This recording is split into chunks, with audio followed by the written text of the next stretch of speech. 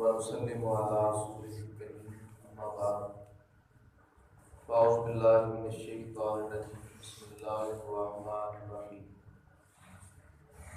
قل هل تربصون بنا إلا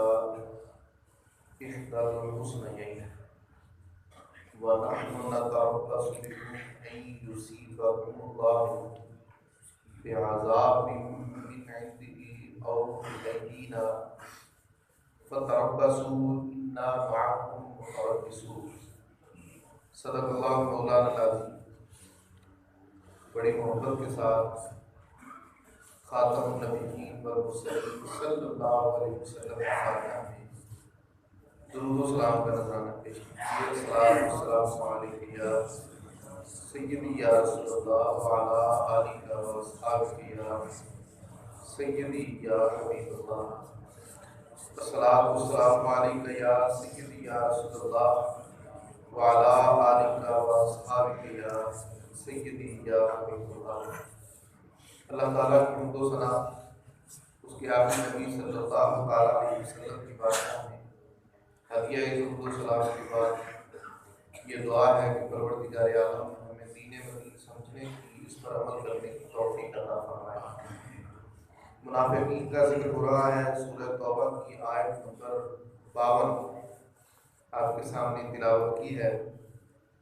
قل، اے پیارے محبوب صلی اللہ علیہ وسلم آپ فرما دیجئے، هل تربصون بنا الا احدى الحسنيين، تم ہم پر کس چیز کا انتظار کرتے ہو مگر دو خوبیوں میں سے ایک کا، وَنَحْنُ نَتَرَبَّصُ بِكُمْ أَن يُصِيبَكُمْ، اور ہم انتظار کر رہے ہیں تمہارے لیے أَن يُصِيبَكُمُ اللَّهُ بِعَذَابٍ مِّنْ عِندِهِ أَوْ بِأَيْدِينَا، کہ یا تو عذاب آپ پر آئے گا اللہ تعالیٰ کی طرف سے یا ہمارے ہاتھوں سے تم کو عذاب پہنچے گا۔ فَتَرَبَّصُوا إِنَّا مَعَكُمْ مُتَرَبِّصُونَ، اب راہ دیکھو ہم بھی تمہارے ساتھ انتظار کرنے والوں سے ہیں، تم بھی انتظار کرو۔ نبی مکرم صلی اللہ علیہ وسلم کا یہاں یہ خطاب منافقین سے ہے، یا خصوصاً جد بن قیس سے ہے، جو پہلے منافق تھا، بعد میں اس نے توبہ کی اور خلفائے راشدین کے دور تک وہ زندہ رہا۔ فرمایا کہ کیا تم انتظار کرتے ہو ہمارے لیے دو میں سے ایک بھلائی کا؟ ہم اس سے پہلے ایک آیت میں پڑھ چکے ہیں کہ اللہ تعالیٰ نے ارشاد فرمایا، پیارے محبوب صلی اللہ علیہ وسلم، اگر آپ کو کوئی بھلائی پہنچے تو یہ پریشان ہوتے ہیں، اور اگر آپ کو کوئی مصیبت پہنچے تو یہ خوش ہوتے ہیں۔ فرمایا کہ تم انتظار کرتے ہو ہمارے لیے دو خوبیوں میں سے ایک کا، کہ یا تو یہ جنگ میں جائیں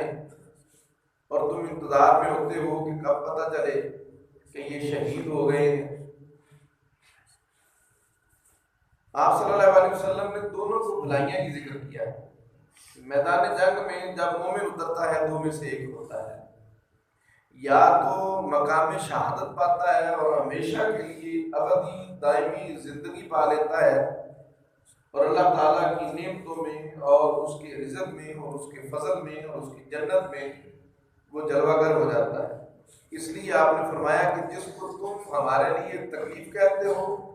وہ تو ہمارے لیے بھلائی ہے، اور مومن کی ہمیشہ یہ خواہش رہی ہے کہ اسے اللہ تعالیٰ مقام شہادت عطا فرمائے۔ اور اگر غازی ہوئے اور پھر اللہ تعالیٰ کی طرف سے جو مال غنیمت ملا، ایک تو غازی ہونے کی نعمت جو ہے اس پر انعام ہے، پھر دنیا کے اندر جو مال غنیمت ہاتھ میں آتا ہے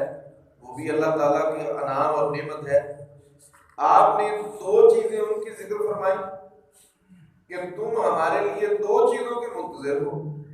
اور وہ دونوں ہی ہمارے لیے بہتر ہیں، اور ہم تمہارے لیے دو چیزوں کے منتظر ہیں، اور دونوں ہی تمہارے لیے اللہ تعالیٰ کی طرف سے گرفت ہیں۔ وَنَحْنُ نَتَرَبَّصُ بِكُمْ، اور ہم تمہارے لیے انتظار میں ہیں، أَن يُصِيبَكُمُ اللَّهُ بعذاب من عندہ او بأیدینا، ہم انتظار کرتے ہیں تمہارے لیے یہ کہ پہنچائے تم کو اللہ عذاب، یا پھر ایسا ہو کہ ہمارے ہاتھوں سے تمہیں یہ عذاب پہنچے۔ یہاں پہلے کا مفہوم یہ ہے کہ عذاب اللہ تعالیٰ نے اپنے پیارے محبوب صلی اللہ تعالیٰ علیہ وسلم سے پہلے جتنی امتیں گزری ہیں ان پر آسمانی آفتیں اس طرح سے نازل فرمائی ہیں کہ پوری کی پوری قوم ختم ہو گئی۔ پتھروں کا عذاب آیا، پانی کا عذاب آیا، آندھیوں کا عذاب آیا، بارش کا عذاب آیا، خون کا عذاب آیا، شکلیں بگڑ گئی، مختلف قسم کے عذاب آئے اور پوری کی پوری قوم تباہ ہو گئی نافرمان۔ لیکن نبی مکرم صلی اللہ علیہ وسلم کی امت میں جزوی طور پر گرفت ہوتی ہے، کلی طور پر عذاب نہیں آئے گا، جزوی طور پر جو نافرمان ہے اس کی گرفت ہو گئی۔ او بأیدینا کا مطلب یہ ہے کیونکہ وہ کلمہ پڑھتے ہیں، اب جو کلمہ پڑھتا ہے لیکن اس کے دل کے اندر نفاق ہے، منافق کو اس وقت تک مرتد ہونے کی سزا نہیں دی جا سکتی جب تک وہ کلمہ پڑھ رہا ہے، وہ منافق ہی، لیکن جب وہ اس کلمے کا انکار کر دے تو مرتد ہو جائے گا۔ جب مرتد ہو جائے تو قرآن پاک نے، حدیث طیبہ نے، دین متین نے مرتد کا جو حکم ہے وہ یہ ہے کہ اس کو جینے کا حق نہیں ہے، جو اسلام کے ساتھ وفا نہ کرے، جو اسلام کے ساتھ دغا کرے تو پھر اس کی سزا مرتد کی ہے کہ اس کو قتل کیا جائے گا۔ یہاں بأیدینا کا مطلب یہ ہے کہ یا تو تمہارا کفر واضح ہو جائے گا اور تم مرتد ہو جاؤ گے اور تم پر اللہ تعالیٰ کی حد کو نافذ کیا جائے گا، یا پھر اللہ تعالیٰ کی طرف سے تمہاری گرفت ہو جائے گی۔ فرمایا دو چیزوں کا تم ہم سے انتظار کر رہے ہو وہ دونوں ہمارے لیے ٹھیک ہیں، چاہے وہ شہادت ہو، چاہے وہ غازی ہونا ہو یا مال غنیمت کا ملنا ہو، ہمیں دونوں میں ہی اللہ تعالیٰ کی نعمت ہے اور ہم تمہارے لیے جن دو چیزوں کا انتظار کر رہے ہیں، چاہے وہ جزوی طور پر تمہیں اللہ تعالیٰ تمہاری گرفت فرمائے تو بھی، اور چاہے تم اپنے کفر کا اظہار کر کے مرتد ہو جاؤ اور تم پر حد کو لازم کر دیا جائے، دونوں طرح ہی فتربصوا انا معکم متربصون، ہم بھی انتظار کرتے ہیں تم بھی انتظار کرو اور ہم تمہارے ساتھ انتظار کرنے والوں سے ہیں۔ اللہ تعالیٰ کی بارگاہ میں ہم یہ دعا کرتے ہیں کہ پروردگار عالم اس نفاق کی بدبختی سے سب کو بچائے رکھے، اس نفاق کی یہ جو منافقت ہے اس سے اللہ محفوظ فرمائے، یعنی وہ جو جس کے عقیدے درست نہیں ہیں اللہ تعالیٰ صحیح العقیدہ بنائے۔ وآخر دعوانا الحمدللہ رب العالمین۔